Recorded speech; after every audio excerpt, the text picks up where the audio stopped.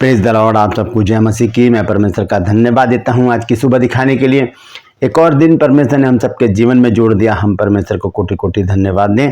एक नया संदेश लेकर मैं आपका दोस्त पास्टर राजमसी आपके सम्मुख उपस्थित हूं और आज का संदेश जो है वो दुष्ट आत्माओं से रिलेटेड है। इस संदर्भ में आज बातचीत करेंगे कि कैसे हम दुष्ट आत्माओं को निकालें, क्योंकि बहुत से घरों में दुष्ट आत्माओं का बहुत प्रकोप है, उनका प्रभाव है और घर के घर परेशान हैं।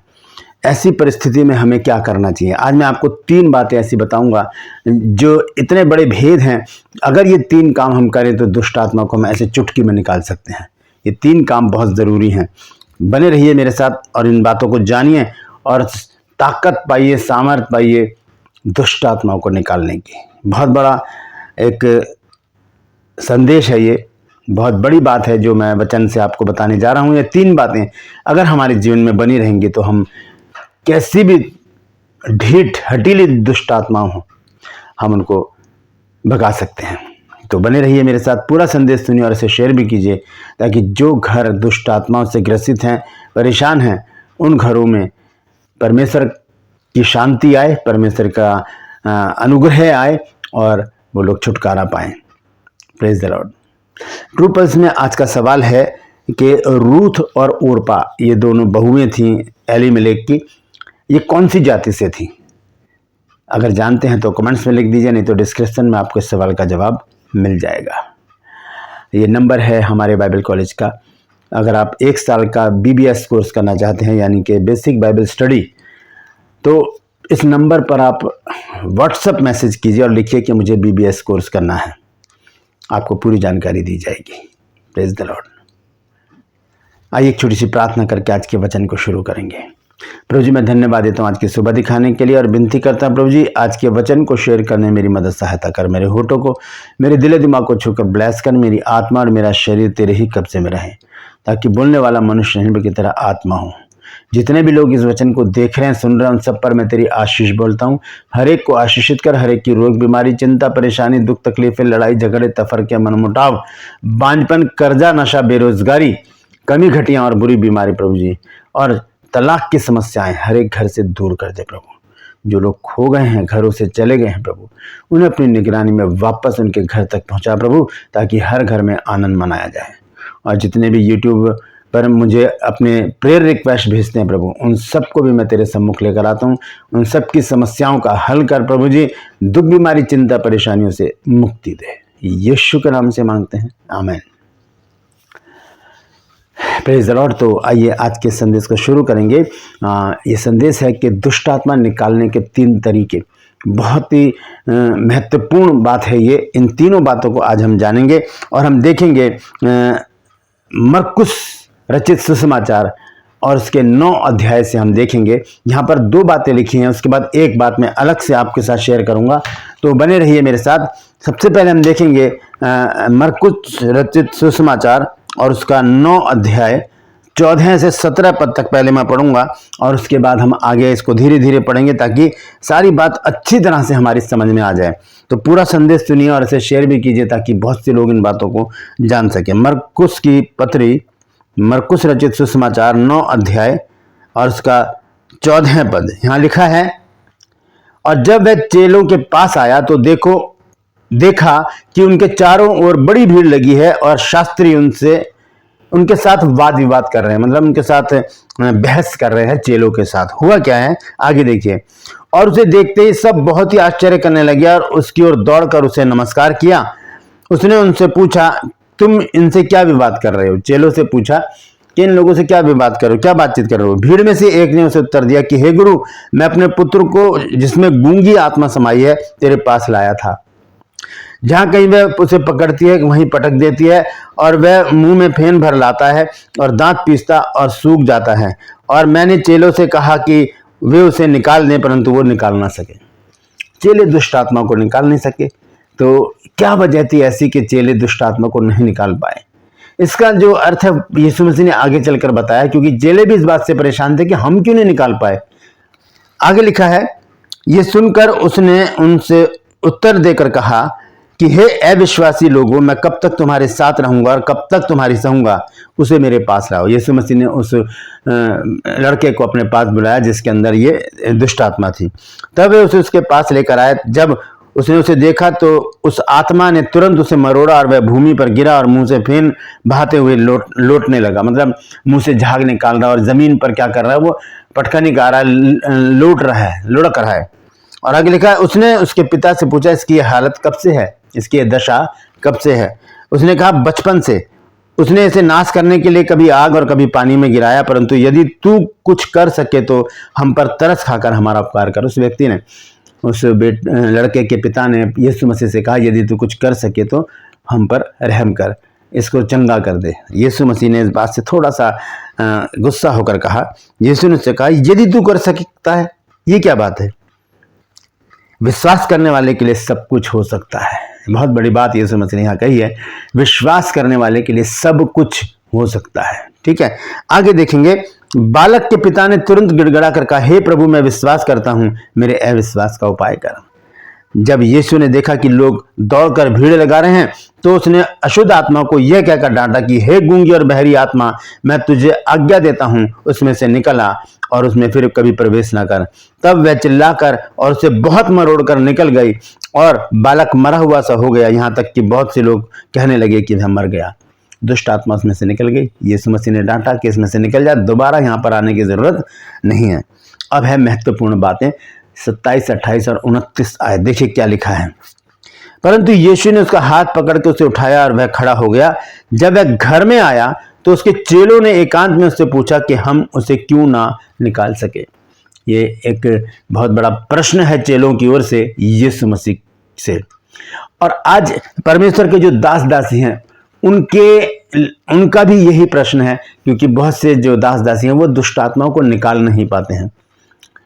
कोशिश करते हैं, प्रार्थना करते हैं, वो खुद बीमार हो जाते हैं, खुद परेशान हो जाते हैं कि जब से उनके लिए प्रार्थना किए हमारी हालत खराब हो गई। ऐसा क्यों हो जाता है? दोस्तों, आज इसी विषय पर 3 बातें मैं आज आपको बताऊंगा। अगर ये 3 काम हम करें, अगर आप परमेश्वर के दास दासी हैं और चाहते हैं कि आपको हीलिंग मिनिस्ट्री मिले, आपको चंगाई का वरदान मिले, तो आपको ये तीनों बातें सीखनी पड़ेंगी। अगर ये तीनों चीज़ें आपके जीवन में आ गई तो आप किसी भी दुष्ट आत्मा को, किसी भी बीमारी को डांट कर दूसरे के शरीर से निकाल सकते हैं। आइए देखेंगे क्या लिखा है 29 पद में। लिखा है, उसने उनसे कहा, ये जाति बिना प्रार्थना किसी और उपाय से निकल नहीं सकती। आप ध्यान से सुनिए, यहां पर एक शब्द को हाइड कर दिया गया है, छुपाया गया है। ये 29 पद जो है, अगर इंग्लिश की बाइबल में पढ़ें तो वहां पर कुछ और लिखा है। वहां पर इसके साथ जोड़ा गया है उपवास को, फास्टिंग को। मैंने यहां पर लिख दिया है, आप देख लीजिए क्या लिखा है यहां पर।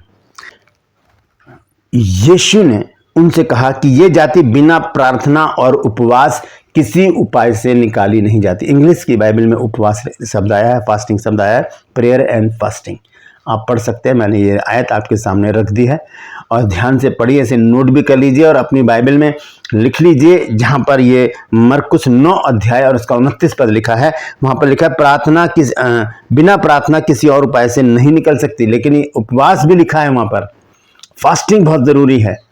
यदि हम किसी के लिए प्रार्थना करने जा रहे हैं तो हमें उस समय फास्टिंग की बहुत ज़रूरत है। फास्टिंग और प्रार्थना, विश्वास तो पहले ही बात कर चुके हैं प्रभु यीशु मसीह।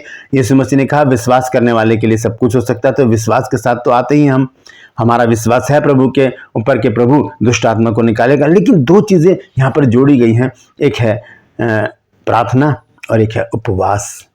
यहाँ हिंदी की बाइबल में उपवास शब्द नहीं आया है, लेकिन इंग्लिश की बाइबल में यहाँ पर जो लिखा हुआ है आप देख लीजिए, पढ़ लीजिए कि इंग्लिश की बाइबल में फास्टिंग शब्द आया है, फास्टिंग, प्रेयर एंड फास्टिंग। देख लीजिए आप, तो इस बात को आप नोट कर लीजिए कि बिना प्रार्थना और उपवास के हम दुष्ट आत्मा को नहीं निकाल सकते। ये सच बात है, ये कमी है हिंदी बाइबल में, यहाँ पर फास्टिंग या उपवास का जिक्र नहीं किया गया है।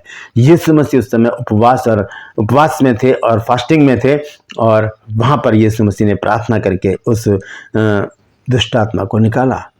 चेले क्यों नहीं निकाल पाए? क्योंकि वो फास्टिंग में नहीं थे। तीसरी चीज मैं आपको और बताऊंगा। तो आइए देखेंगे याकूब की पत्री में, देखेंगे सबसे पहले 4 अध्याय और उसके 7 पद में देखें क्या लिखा है। याकूब 4 अध्याय उसके 7 पद में लिखा है, इसलिए परमेश्वर के अधीन हो जाओ और शैतान का सामना करो तो वो तुम्हारे पास से भाग निकलेगा। शैतान का सामना हम कैसे करने चले जाते हैं? किसी के अंदर से दुष्ट आत्मा निकालने के लिए हम ऐसे ही चले जाते हैं और उसके ऊपर हाथ रख के हम प्रार्थना करते हैं, और क्या होता है, वो आत्मा हम पर अटैक कर देती है। बहुत जरूरी है परमेश्वर की अधीनता में अपने आप को लेकर आना। दोस्तों, तीसरी चीज यही है, तीसरा काम यही है। पहला काम है कि प्रार्थना, दूसरा काम है उपवास, और तीसरा परमेश्वर की अधीनता में होकर इस काम को करना। जब हम परमेश्वर की अधीनता से अलग होकर इस काम को करते हैं तब क्या होता है, आइए देखेंगे। हम देखेंगे प्रेरितों के काम 19 अध्याय 13 से 16 पद तक मैं पढ़ूंगा। यहां पर क्या लिखा है,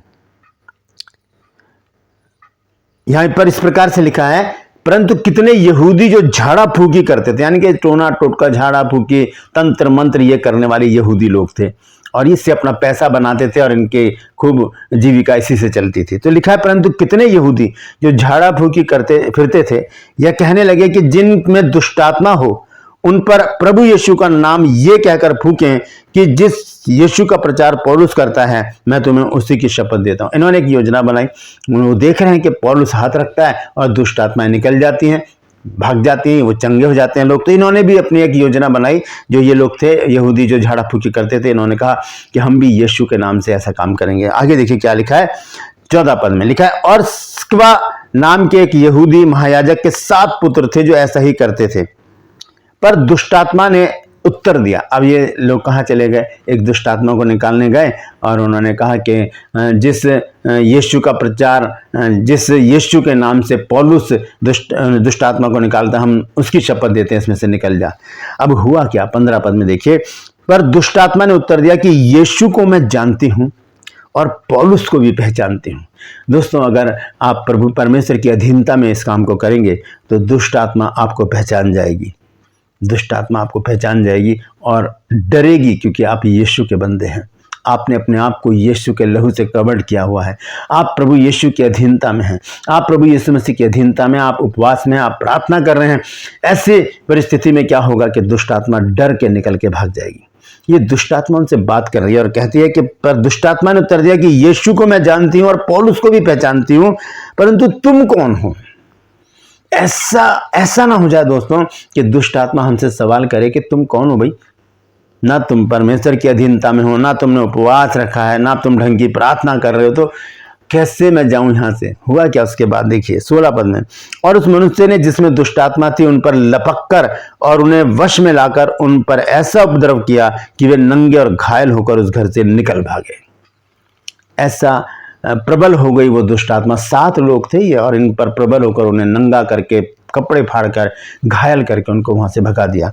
दोस्तों, जब तक हम परमेश्वर की अधीनता में ना हों, हम उपवासी ना हों और हमें प्रार्थना करने का तरीका ना आता हो, हम इन कामों में हाथ ना डालें, क्योंकि हम खुद इन बातों में फंस सकते हैं। क्योंकि मैंने बहुत से लोगों से सुना है, बहुत से पास्टर से, कि हमने प्रार्थना की और हमारी तबीयत तभी से खराब है, तभी से हमारे साथ ये हो रहा है, मेरा नुकसान हो गया, ये हो गया। बहुत सारी बातें मैंने सुनी हैं और उसका एक ही अर्थ है कि हम इन नियमों को नहीं मानते। ये ऐसे नियम हैं जिन्हें हमें अपने जीवन में उतारना पड़ेगा।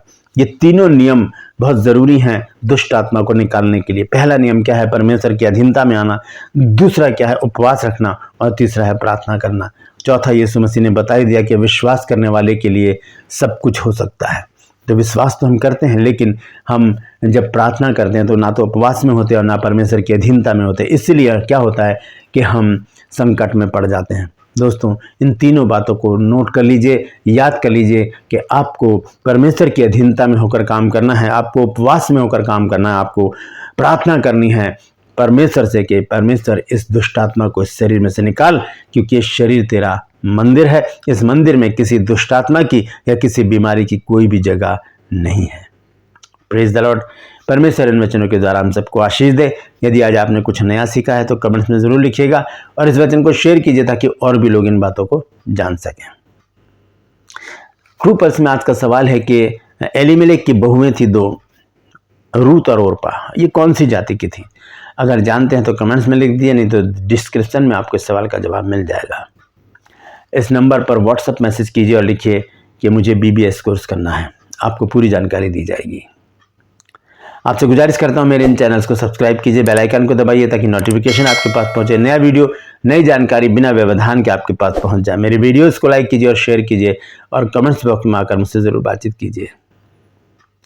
आपसे गुजारिश करता हूं कि अभी 12, 13 और 14 तारीख को गुमला झारखंड में मेरी मीटिंग है 3 दिन की। अगर आप मुझसे मिलना चाहते हैं तो वहाँ पर ज़रूर आइएगा और परमेश्वर के जीवित वचन को ज़रूर सुनिएगा। आज के लिए बस इतना ही, फिर मिलूंगा एक नए संदेश के साथ, एक नया वीडियो लेकर। तब तक के लिए मुझे इजाज़त दीजिए, लेकिन अपना और अपनों का ख्याल रखिए। और अगर आप चाहते हैं कि आप दुष्ट आत्मा को निकालें तो इन तीनों बातों पर ध्यान जरूर दीजिएगा। Praise the Lord. परमेश्वर आप सबको आशीष दे।